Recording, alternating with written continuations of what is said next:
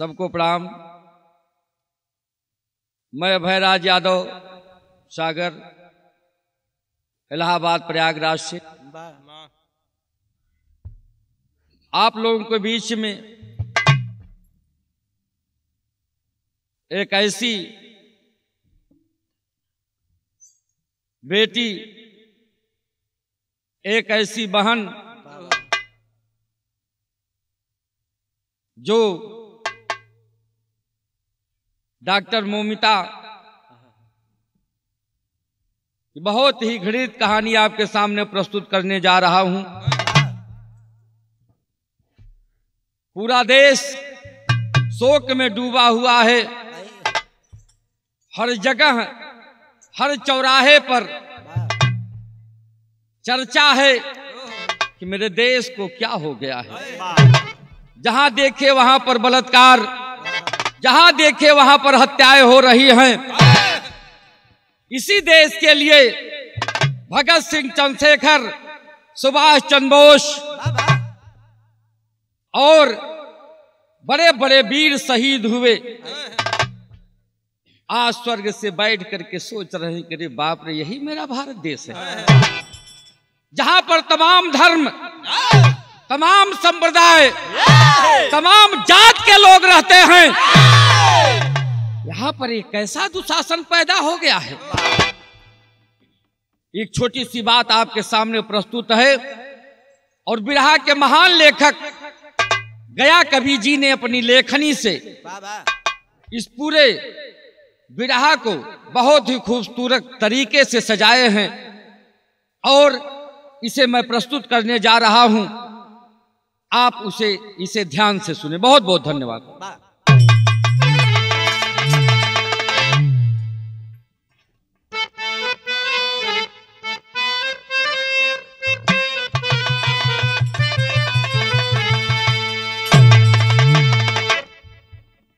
अये विधाता गुजारिश कभी कर रहा, एक नजर जालिम दुनिया को देखो सभी।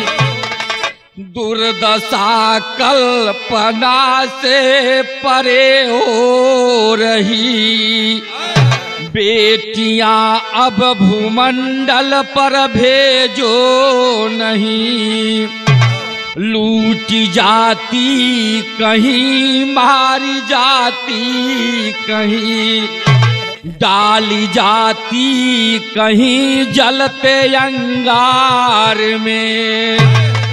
गया जो है सृष्टि की सहभागिता, असहज होकर जीती है संसार में।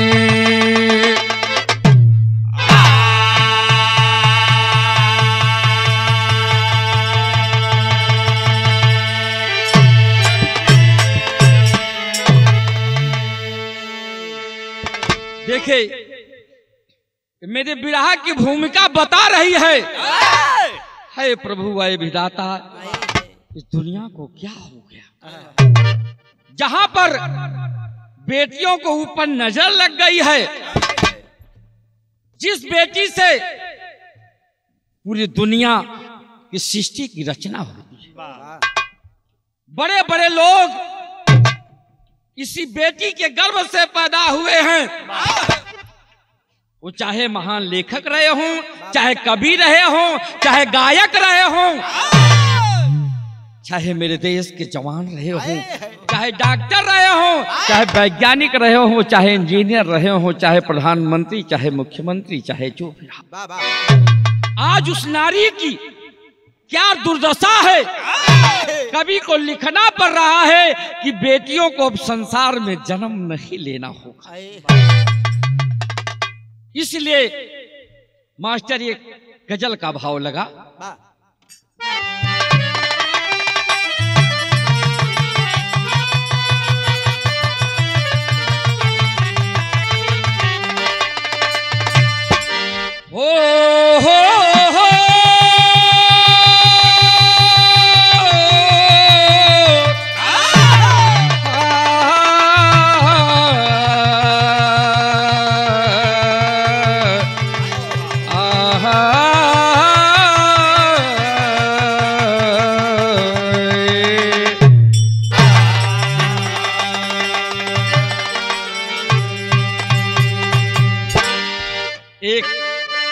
भरी बात हमारे मास्टर बयां कर रहे हैं, बड़ी पुरानी बात है। क्या है मास्टर? क्या बात है, वाह चांद बाबूजी। इतने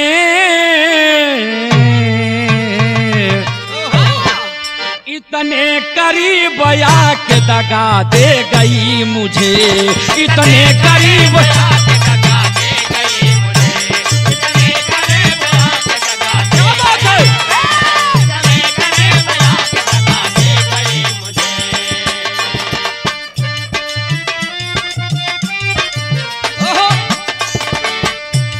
इतने करीब आके दगा दे गई मुझे। इतने करीब आके दगा दे गई मुझे, इतने करीब आके दगा दे गए मुझे,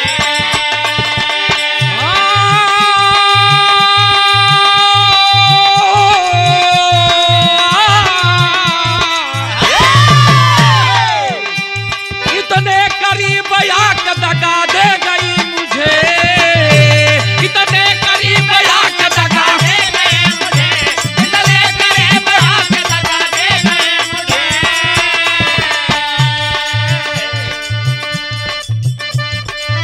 कैसे? ओहो, मैं बुझ रहा था या कि हवा दे गई मुझे, मैं बुझ रहा था या कि हवा दे गई मुझे, मैं बुझ रहा था या कि हवा दे गई, मैं बुझ रहा था या कि हवा दे गई मुझे। लेकिन इसी भाव में कहना है मास्टर, ये घटना कहाँ की है? अरे घटना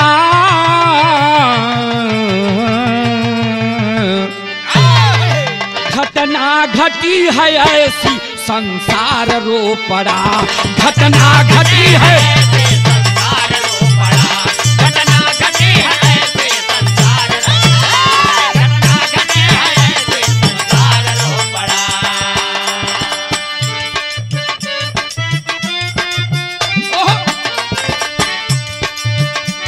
घटना घटी है ऐसी संसार रो पड़ा, घटना घटी है ऐसी संसार रो पड़ा, घटना घटी है ऐसी संसार रो पड़ा।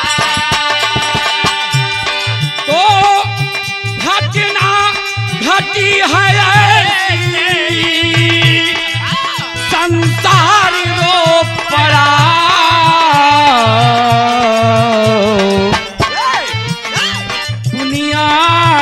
सवाल है, कवि की कलम सवाल कर रही है क्या? दुनिया बनाने वाला करतार रो पड़ा, दुनिया बनाने वाला करतार रो पड़ा, दुनिया बनाने वाला करतार, क्या बात है, दुनिया बनाने वाला करतार रो पड़ा। घटना घटी है ऐसी संसार रो पड़ा, दुनिया बनाने वाला करतार रो। आज उस बेटी की दुर्दशा देख करके भगवान भी धिक्कार रहे हैं, दात नालायक बदतमीज। लेकिन नजम की लाइन में कहना है,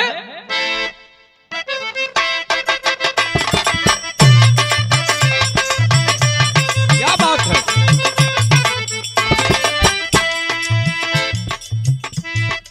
हो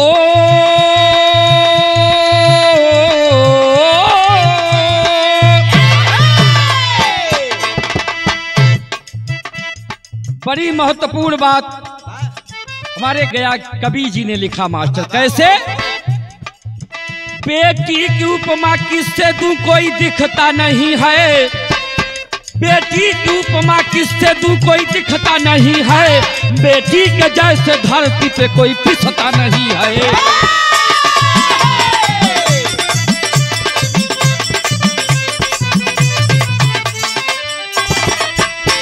इस दुनिया में बेटी को उपमा किससे दूं?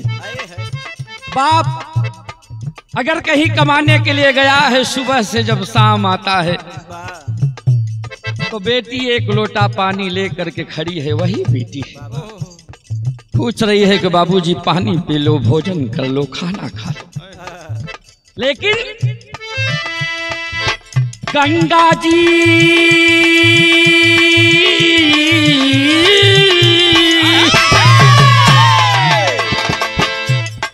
गंगा जी जहां जाके गंगा सागर से मिलती,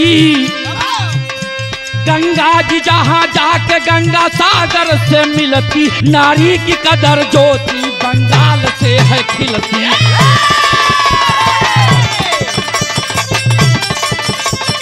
क्या बात है। पूरे देश में नदियां बह रही हैं, एक कोने से चल करके सभी समुद्र में गंगा सागर में मिलती है। यही संगम है, यही भारत देश है। लेकिन कहना क्या है मास्टर, राजधानी जिसकी,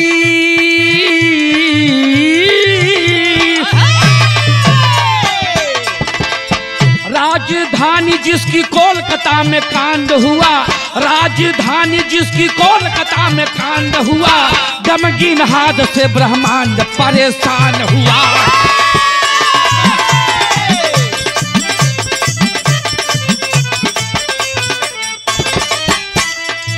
राजधानी, जहाँ की राजधानी कोलकाता है, बंगाल की बात है। उसी बंगाल राज्य में एक नर्स डॉक्टर मौमिता जी रहती है, लेकिन पढ़ाई कहाँ करती हैं? आरजी कर मेडिकल कॉलेज जहाँ आला है, आरजी कर मेडिकल कॉलेज जहाँ आला है, जहाँ पर यारू लुटा के मरी वाला है।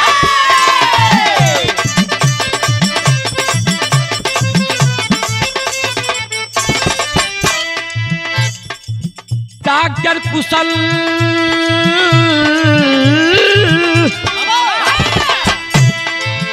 डॉक्टर कुशल थी सकुशल नहीं जी पाई, डॉक्टर कुशल थी सकुशल नहीं जी पाई, 9 अगस्त जिसके मौत की खबर आई।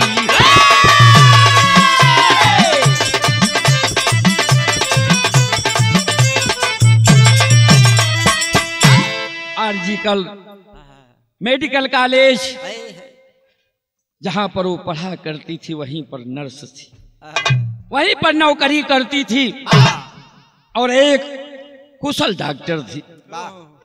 बड़ी तल्लीनता से, बड़े मन से सबकी सेवा करती थी बेचारी, और सभी मरीज बहुत खुश थे, बहुत खुश थे। लेकिन एक भाव लगा मास्टर, बड़ा पुराना तर्ज है।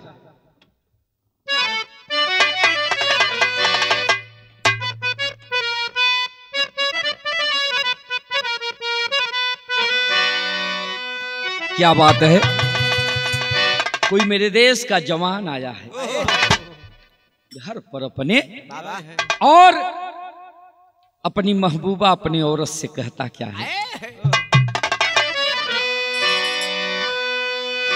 बड़ा सुंदर भाव है कि सर से झीनी चुनरिया सरकी जायदा, सर से झीनी चुनरिया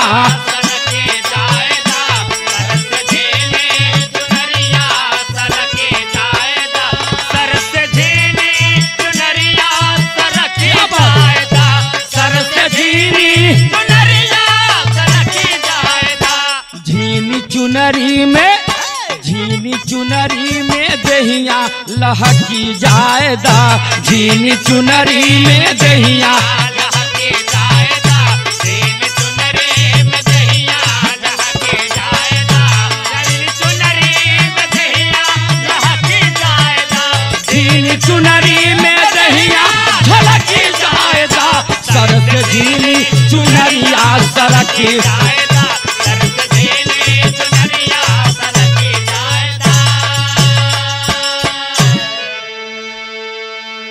लेकिन वो रात का समय है और एक घटना घट रही है। क्या मास्टर?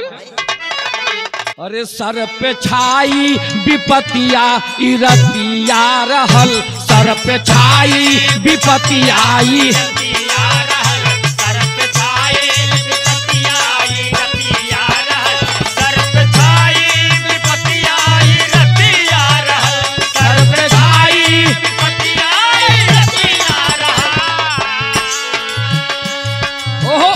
पड़ल खतरे में सुघर की समतिया रहल, पड़ल खतरे में सुघर की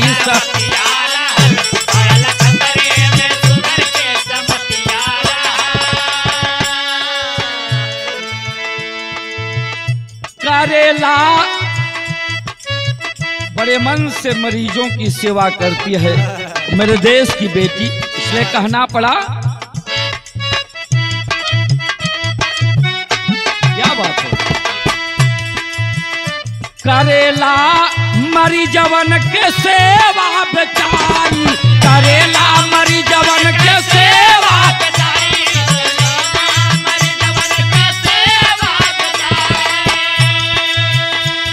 अरे बड़ा बखान करे नर नारी, बड़ा बखान करे नर नारी, बड़ा बखान करे नर नारी।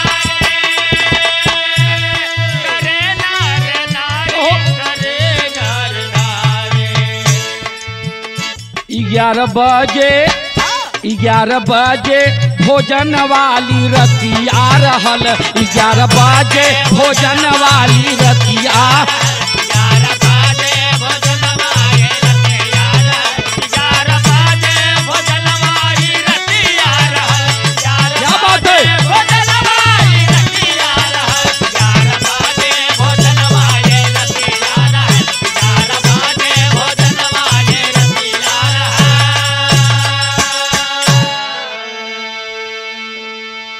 आज वो बेटी सेमिनार चल रहा था, सेमिनार करने के बाद अपने मरीजों की सेवा करने के बाद, चेक करने के बाद जब सभी लोग चुस्त दुरुस्त हो गए, पूरे अस्पताल के लोग उस लेडी डॉक्टर से बहुत खुश थे। उसे भगवान का दूसरा रूप कहते थे कि बेटिया दे तो सबको इसी प्रकार की बेटी दे। लेकिन वो आज जब सेमिनार खत्म हुआ, सभी डॉक्टरों के साथ बैठ करके भोजन कर रही है। भोजन किया और भोजन करके जब अकेले बैठ गई मास्टर, तब एक भाव लगा।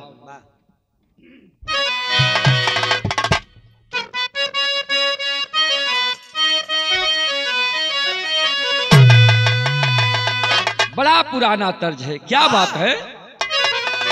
अरे सरंगिया वाले के डेरावा,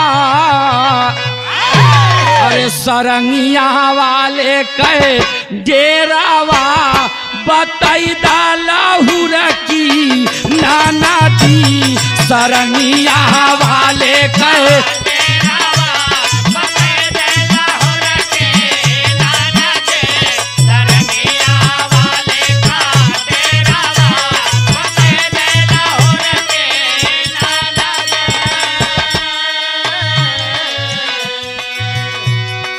इसी भाव में कहना है। रात हो गई है और बेचारी भोजन करके सोना चाहती है, सोच रहे है कि अब मेरा काम सब कुछ समाप्त हो गया है, मुझे सोना चाहिए। लेकिन कहना क्या है? अरे रतिया में कई के भो जानावा,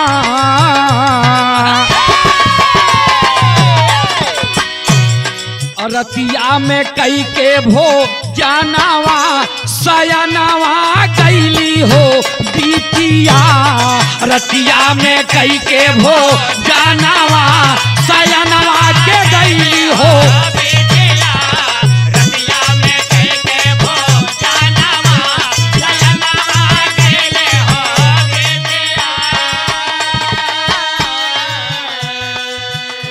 अरे रतिया में कई के भो जानावा, सयनवा के गईली हो बीतिया,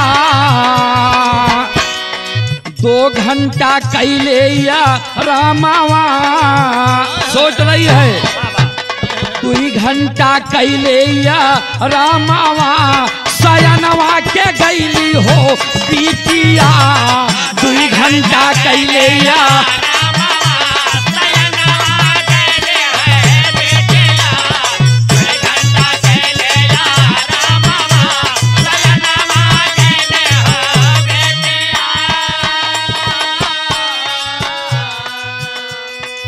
सोच रही है आधी रात हो गई, अब कहाँ जाऊं, यहीं पर 2 घंटे की बात है, रुक जाती हूँ। 2 घंटे के बाद फिर मुझे उठना है। लेकिन ये नहीं सोच रही है कि मैं जहां पर सो रही हूं यहां मैं सुरक्षित हूं या असुरक्षित हूं। अंतरे में कहना है मास्टर कि चौथे तल्ला के अंदर से मीनार हाल जहां रहले हो। चौथे तल्ला के क्या बात है,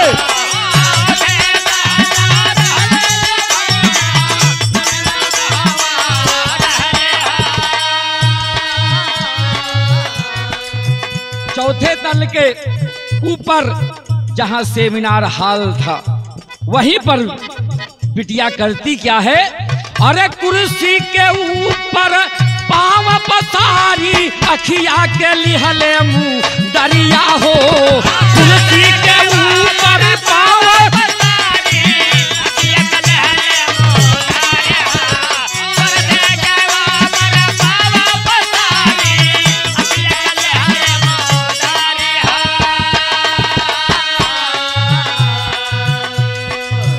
कुर्सी पर, एक कुर्सी पर बैठ करके एक कुर्सी सामने रख करके लंबा लंबा पांव रख करके आंख को मूंद करके बेटी सोना चाहती है, सो रही है।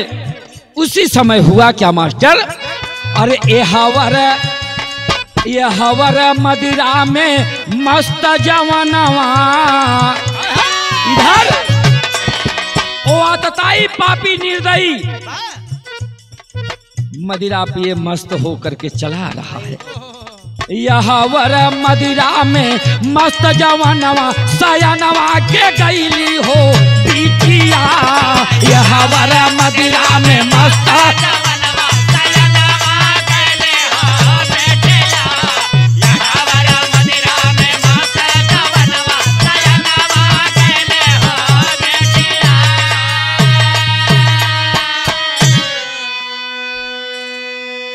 इधर पापी अत्याचारी निर्दयी एकदम मदिरा में मस्त है और चौथे तल पर आ गया।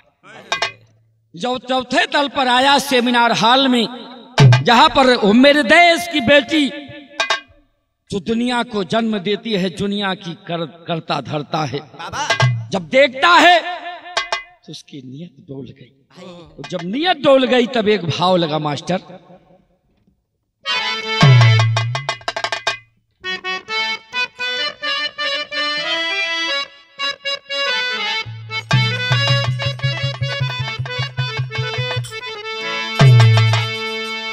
बड़ा सुंदर भाव।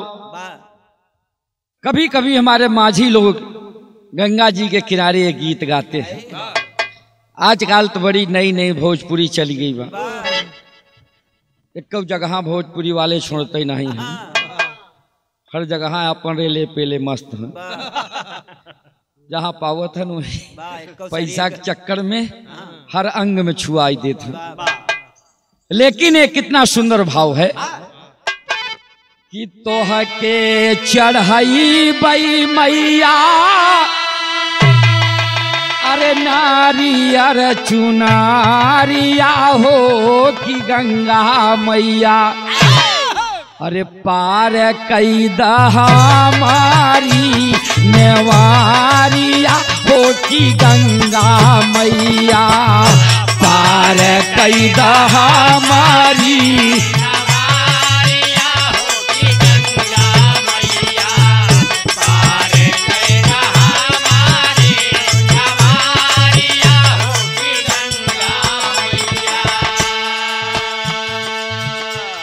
लेकिन उस हाल में जब वो आतताई पापी आ गया, अब होता क्या है कवि जी, बड़ी दर्दनाक बात है।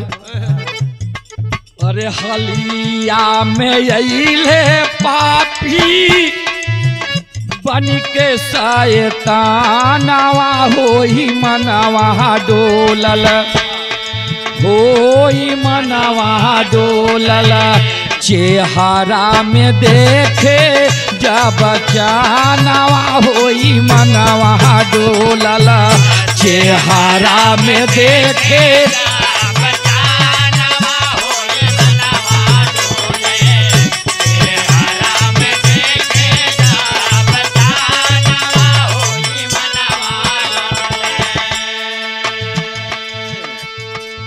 हाल के बीच आ गया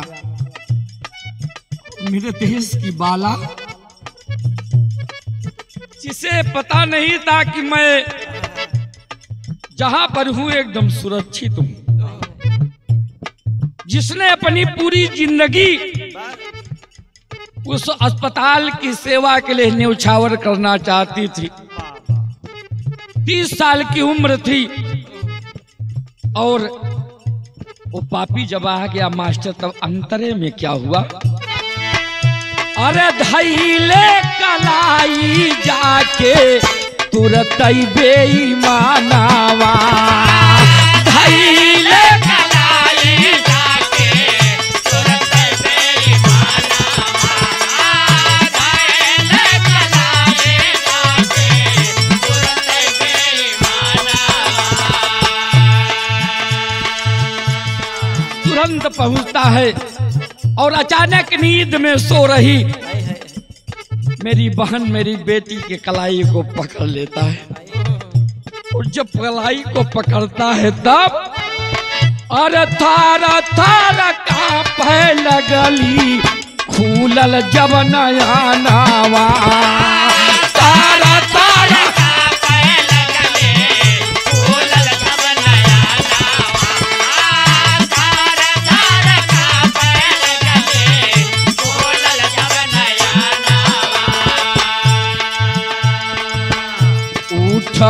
न पवली डाला बहिया के बंधनवा, होई मनवा डोलल, होई मनवा डोलल, खोलई चाहे ताना के बसानवा, होई मनवा डोलल, खोलल चाहे ताना के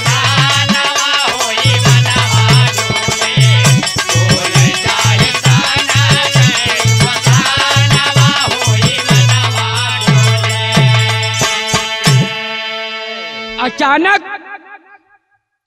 दौड़ करके और हाथ को पकड़ लेता है। जब हाथ को पकड़ लिया मास्टर, तो अबला बेचारी एक नारी है, सोच रही है कि अरे भैया मैं डॉक्टर मोमिना हूं, मैं इसी अस्पताल में रहती हूं। संजय भैया आप मुझे नहीं पहचान रहे हो, आप तो जानते हो, लेकिन वो आतताई पापी हवस की आग में एकदम जल रहा है। और हाथ को पकड़ लिया। जब हाथ को पकड़ लिया मास्टर, तब एक भाव लगा,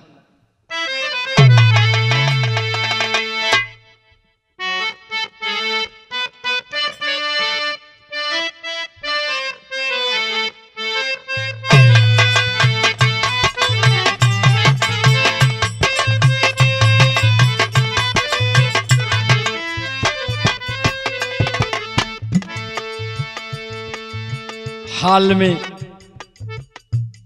अकेली है बेचारी, लेकिन बड़ा सुंदर भाव हमारे मास्टर जी ने संकेत किया।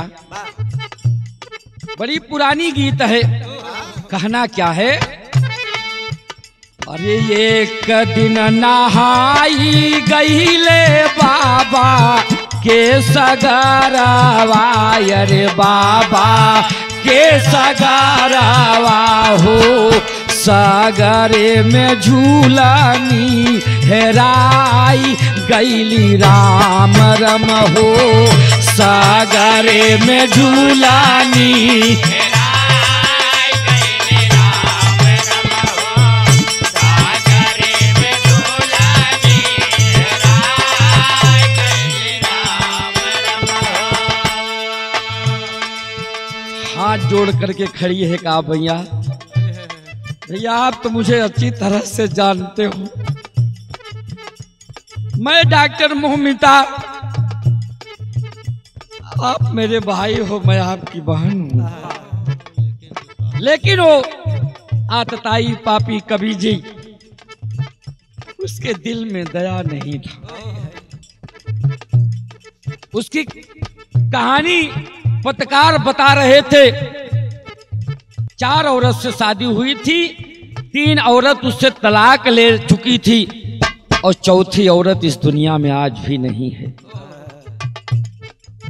सोचे आज भी मेरे हिंदुस्तान में, भारत में ऐसे ऐसे दुराचारी पापी आज भी जिंदा है।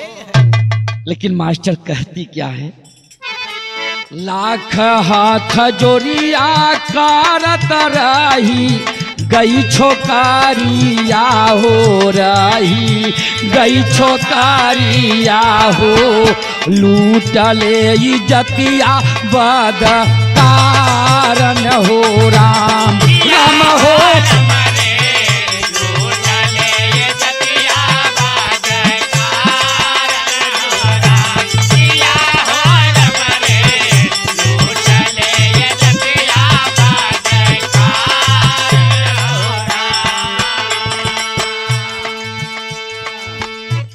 हाँ भैया, मुझे छोड़ दो, मैं आपकी बहन हूं। आपके पास मेरे जैसी बहनें होंगी। अरे रक्षाबंधन पर आपकी बहन आपके हाथ में कलाई बांधी होगी। मैं भी कहो तो अभी आपके हाथ में कलाई बांध दूं। उस रक्षा की कसम है भैया, मुझे छोड़ दो। लेकिन बाबू करता क्या है?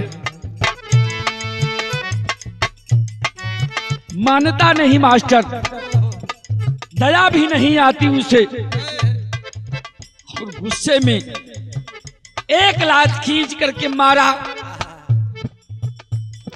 चश्मा टूट करके आंख में धंस गया। शरीर से मजबूत था, 10 फेंट लगा दिया, कपड़े को फाड़ने लगा।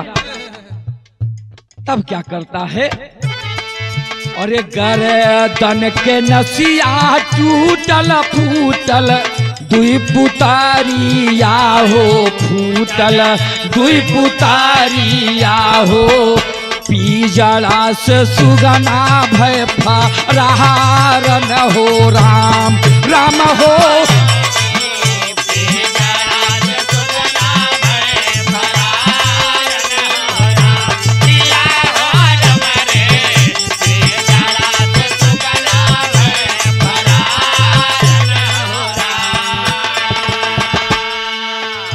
यहाँ पर कवि की लेखनी संकेत करती है कि कोई एक अकेला पुरुष, एक अकेली नारी का कवि जी कुछ नहीं कर सकता। राकेश भैया, एक औरत का हम आप कुछ नहीं कर सकेंगे, चाहे जैसा मर्द हो। लेकिन कितने लोग थे वहां पर? 2-4 लोग तो जरूर रहे होंगे। ये बात शासन प्रशासन के लोग छिपा रहे हैं। लेकिन और क्या कहना है मास्टर? अरे पवले ना खबरिया केहू भरल, डाकटारिया में भरल, डाकटारिया में होई गईल भोर भीन सारन हो राम राम।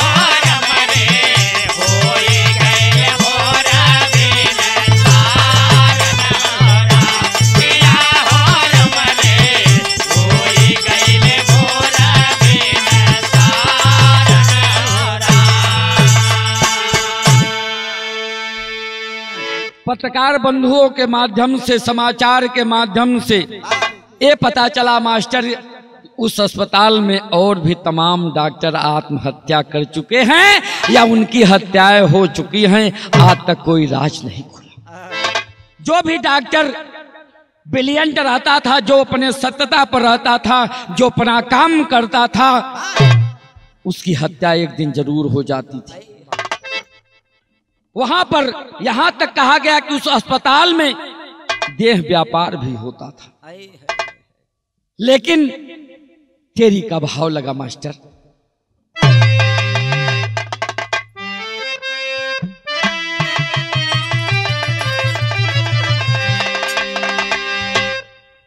अरे सहनाई दुख की दुनिया में बजी, मौत से मैली हो गई सूरज की ललाई, सहनाई दुख की दुनिया में बजी। क्या बात है, जय हो प्रयागराज।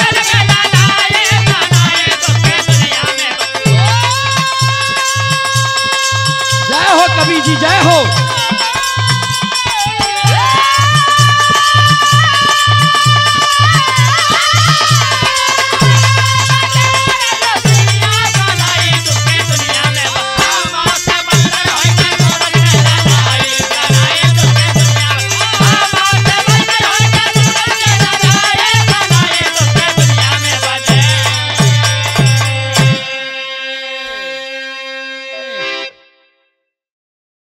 सहनाई दुख की दुनिया में बजी, मौत से मैली हो गई सूरज की ललाई। आज भी सूरज जब सुबह अपनी आंखें खोला तो वो भी आंखों से आंसू बह रहे हैं, अश्रु बह रहे हैं।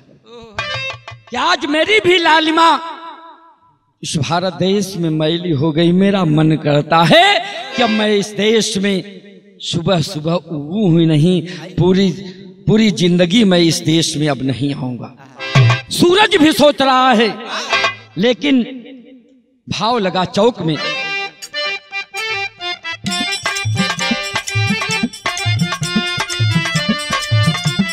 क्या बात है मास्टर? ये खबर धीरे धीरे पूरे अस्पताल में फैल गई।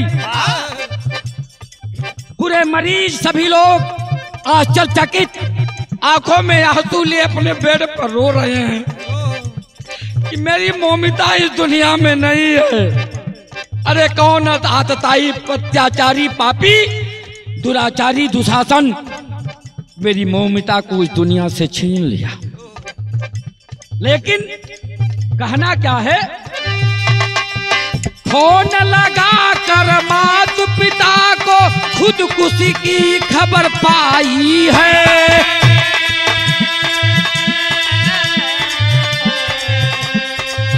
ऐसा कैसे कर सकती है, शंका में जब गाई है।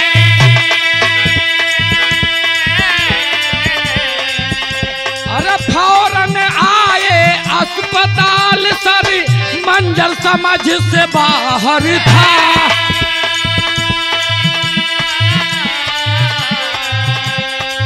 लाश दिखाओ जल्दी हमको, लाश दिखाओ जल्दी हमको, बीत गया एक पहर था।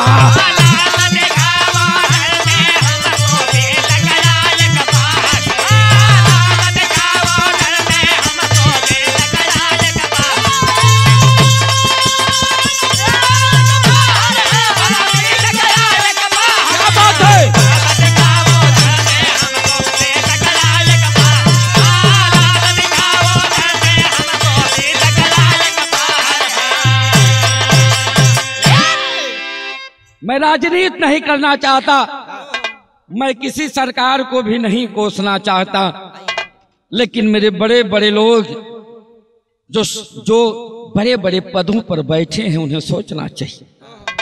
चाहे मेरे देश का जज हो, चाहे कलेक्टर हो, चाहे प्रधानमंत्री हो, चाहे मुख्यमंत्री हो, चाहे जो भी हो, उसे सोचना चाहिए कि मेरे भी पास बेटियां हैं। अगर गरीब की बेटी सुरक्षित नहीं है तो अमीर की भी बेटी कैसे सुरक्षित रहे? यहां पर नारी की बात है।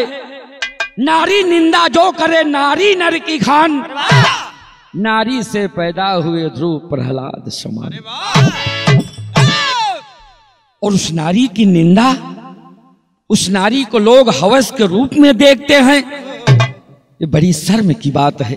लेकिन जब पता चली, जब फोन गया माता पिता के पास, एक पहर बीत चुका था, तो देखिए एक भाव लगा मास्टर, बड़ा पुराना तर्ज है।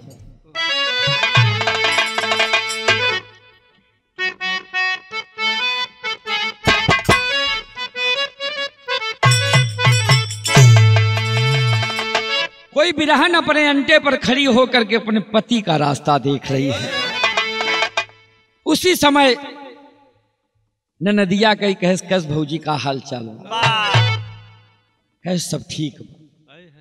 लेकिन नागमती वियोग वर्णन का एक बात बड़ा पुराना तर्ज है। पिया परदेश गईले थे सलागे ही आरा में, पिया परदेश गईले थे सलागे आरा में, पिया परदेश गईले थे सलागे आरा में। लेकिन आज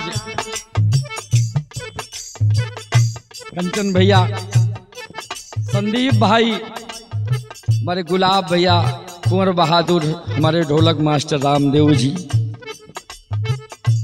आप हमारे पूरे मंडली के लोग बैठे हैं। जब एक माँ के पास फोन जाता है, जो माँ सोच रही है कि मेरी बेटी सुरक्षित है, हमारी बिटिया नौकरी पर गई बा, और जब फोन पहुंचता है कि आपकी बेटी बहुत बीमार है, आप जल्द से जल्द जहां कहीं भी हो आ जाइए। कुछ ही मिनट के बाद, सेकंड के बाद कभी जी दूसरा फोन जाता है कि आपकी बेटी अब इस दुनिया में नहीं रही। तो मां का कलेजा फट जाता है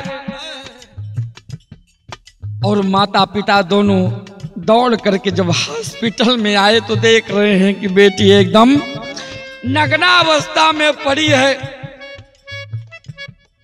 उसके शरीर पर कपड़े भी नहीं हैं। अस्पताल के जितने भी स्टाफ थे इतने निर्दयी हो गए थे कंचन भैया। देखे समय से बलवान कोई नहीं होता, इतनी भी दया नहीं आई उस लड़की के ऊपर कि उसके तन को ढक दिया जाए। और जब उसकी मां पहुंचती है तब मास्टर कहती क्या है,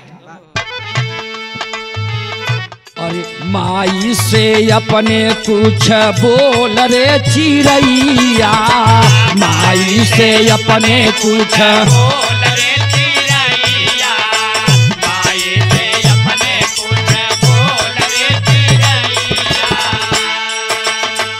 बोल रे चिरैया मोहवा खोल रे चिरैया, बोल रे चिरैया मोहवा खोल रे चिरैया, बाबू आइल बाटे मुहवा खोल रे चिरैया, बाबू आइल बाटे मुहवा खोल रे चिरैया,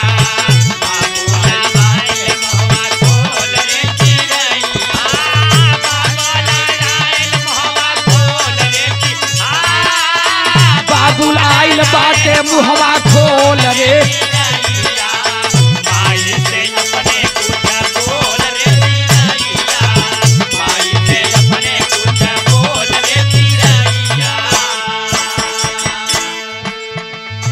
माँ सोच रही है कहा बेटी, अरे मैं जान रही हूँ मुझसे नाराज हो, मुझसे रुष्ट हो, लेकिन अपने बाबू से अपने पापा से तो बोल दो। ए बेटी बोल दो, लेकिन अंतरे में कहना है मास्टर, पौआ हमार छुई के ड्यूटी पे आइलू, पौआ हमार छुई के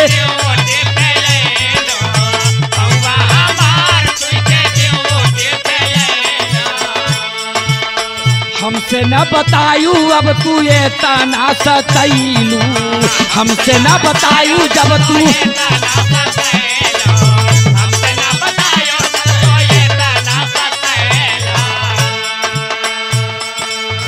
अचरा के आगे हमारे डोल रे चिरैया, अचरा के आगे हमारे डोल रे चिरैया, माई से अपने कुछ बोल रे चिरैया,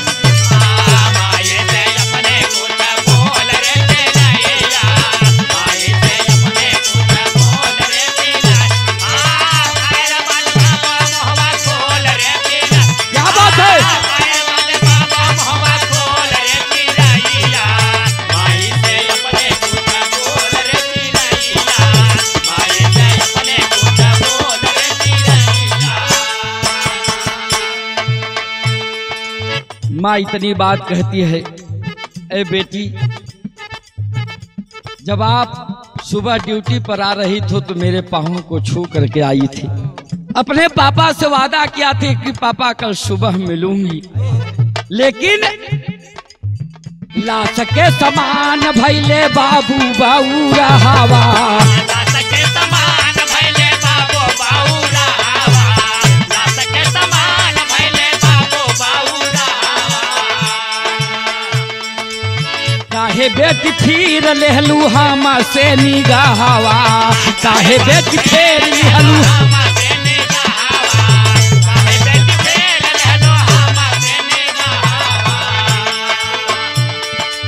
चढ़ी गई कावा ने खटोला रे चिड़ैया, चढ़ी गई कावा ने खटोला रे चिड़ैया, माई से अपने कुछ बोला रे चिड़ैया, माई से अपने कुछ बोला रे,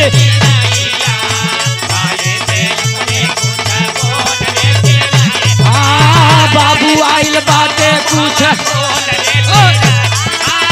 बाबू आइल बाते मुहवा खोल रे चिड़ैया, माई से अपने कुछ,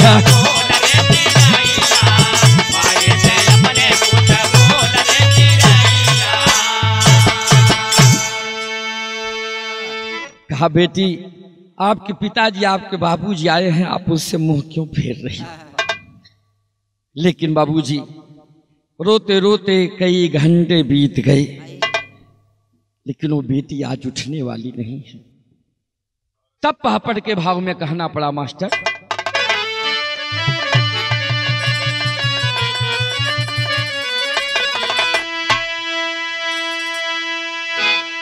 आज वो बेटी इस दुनिया में नहीं है, उसके ऊपर संदीप भैया, कंचन भैया, तमाम राजनीति हो रही है। जिस समय भी अब्दुल हमीद गाजीपुर का लाल अकेले पाकिस्तान का छक्का छुड़ा दिया था, भगत सिंह, चंद्रशेखर आजाद, बड़े बड़े वीर जो इस देश के लिए चले गए, आज उनकी भी आत्मा तड़प रही है कि क्या यही मेरा देश हिंदुस्तान है। इसलिए पहापड़ के भाव में कहना पड़ा,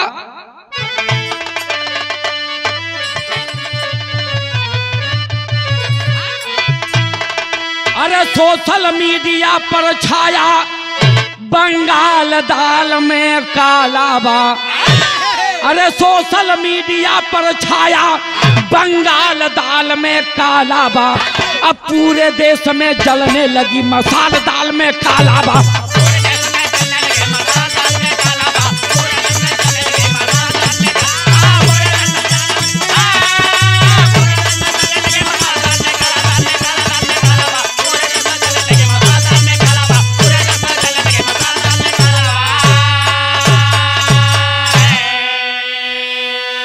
सोशल मीडिया हर जगह पूरे टीवी चैनल पर एकदम चलने लगा, रे बाप रे, पूरे दुनिया के डॉक्टर हड़ताल पर चले गए। अरे कैमरा फुटेज को खंगाले जब सिपाही हो, संजय राय गईले तब केस में धराई हो, अरे कौन बिछाया डॉक्टर साथ में जाल दाल में काला बा, ऐसी बात का थमता ना भूचाल दाल में काला बा।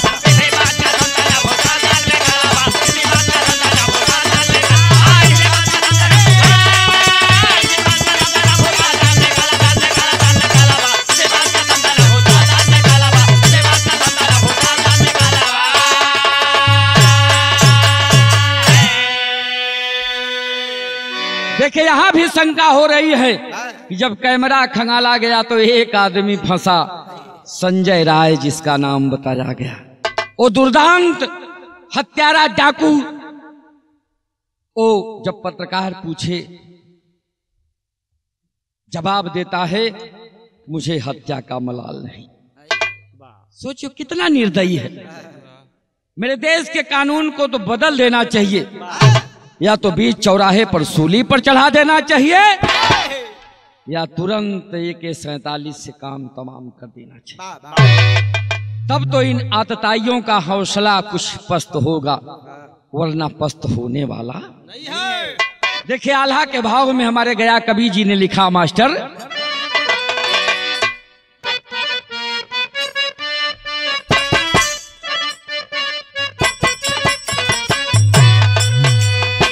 जिस देश में सीता राधा जैसी नारियां हुई हैं उस देश की आज ये दशा है। अरे जौने देशवा में सीता राधा के जन्मवा भइले, जौने देशवा में सीता राधा के जन्मवा भइले, जौने देशवा में सीता राधा के जन्मवा भइले, जौने देशवा में झांसी वाली के मिसाल, जौने देशवा में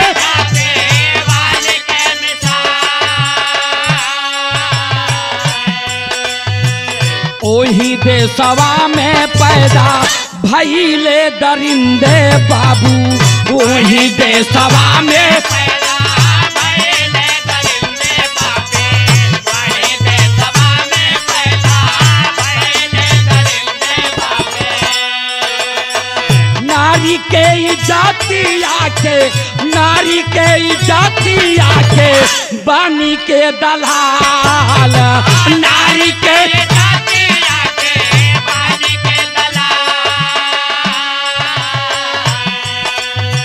पोस्ट मारटामा वाली आईली जब रिपोर्टिया बाबू, पोस्ट मारटामा वाली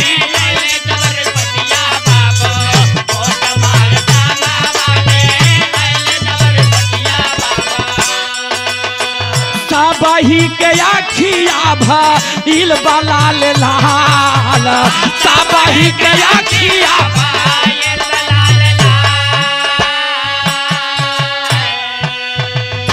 समय पोस्टमार्टम की रिपोर्ट आती है मास्टर कंचन भैया 150 मिलीग्राम सीमन वहां पर देखा गया। पोस्टमार्टम रिपोर्ट मिली, वहां पर दर पर मिला 150 मिलीग्राम एक आदमी का सीमन नहीं हो सकता। उसमें कितने आतताई थे, कहां के कैसे थे, ये जांच का विषय है, सीबीआई जांच कर रही है।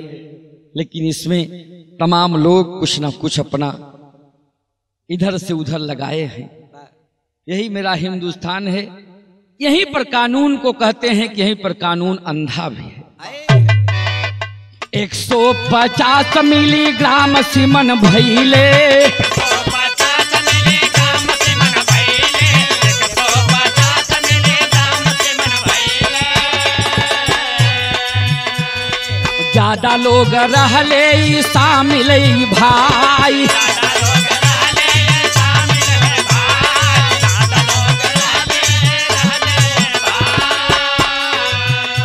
अरे जांच सीबीआई परत दर परत जांच सीबीआई कर रही है, अरे जांच सीबीआई करत बाटे भैया, जांच सीबीआई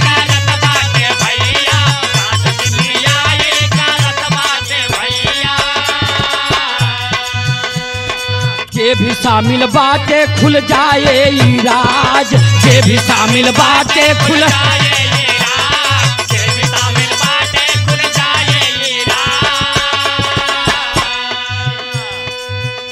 अरे रोटी राजनीति वाली से कजिन भैया, रोटी राजनीति वाली से कजिन भैया, रोटी राजनीति वाली से कजिन भैया।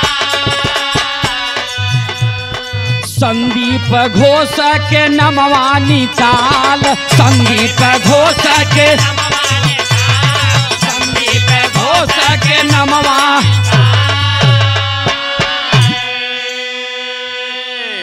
अभी सीबीआई जांच ही कर रही है कंचन बाबू, उसके बीच में संदीप घोष का नाम भी निकाल दिया गया है। देखिए यही हिंदुस्तान है, इसीलिए लोग कहते हैं यहाँ पर कि नारियां सबसे महान है इस दुनिया में, वास्तव में महान है। अगर पुत्र भाग्यशाली है तो बेटियां सौभाग्यशाली हैं। अगर दुनिया में बेटियां न होती, माताएं न होती, तो हम आप इस दुनिया में कहीं नहीं। अंतिम भाव में कहना है, दादा पंधारी के तर्ज में।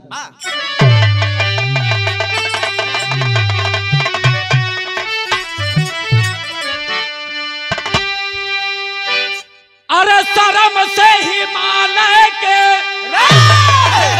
झुकल बा चोटिया, अकतहु बाकी ना सुरक्षित भारत के बिटिया।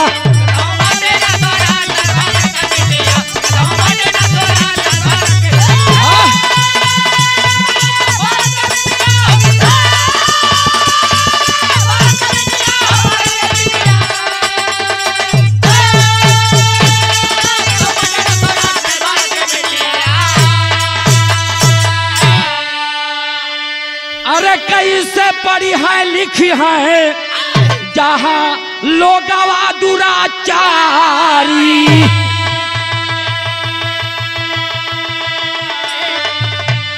अरे खिले से पहले जारल जात फूलवा,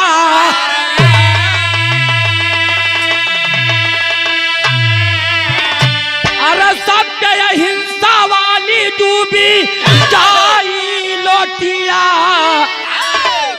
कतहु बाटी ना सुरक्षित भारत के बिटिया।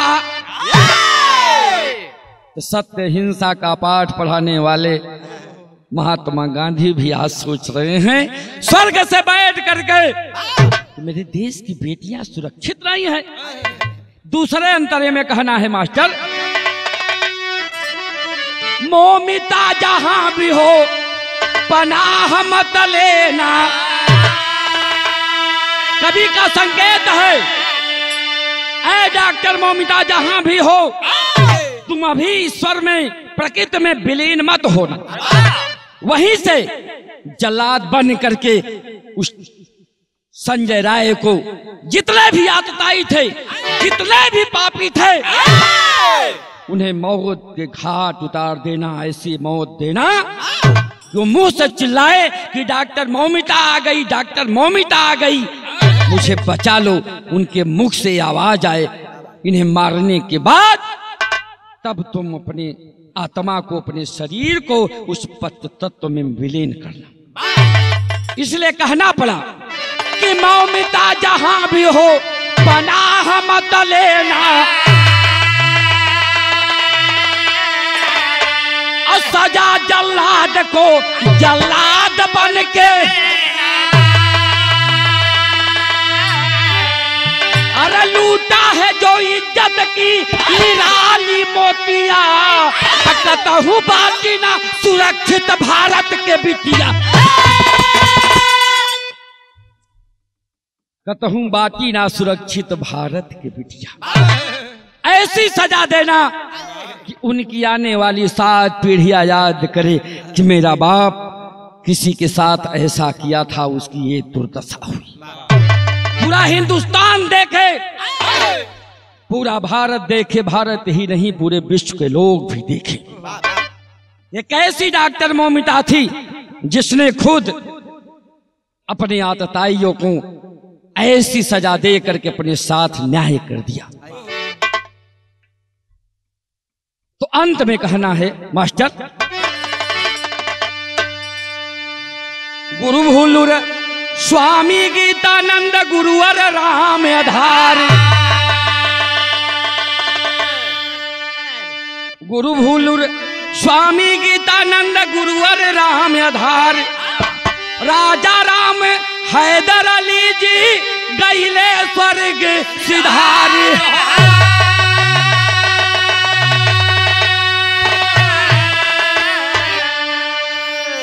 सहनाई दुख की दुनिया में बजी, अभय राज गया कभी कलम में आंसू आई हो। सहनाई दुख की दुनिया में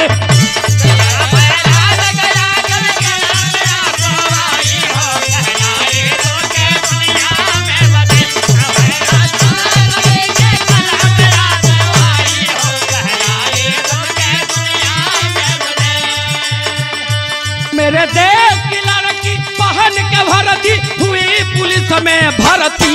मेरे देश की लड़की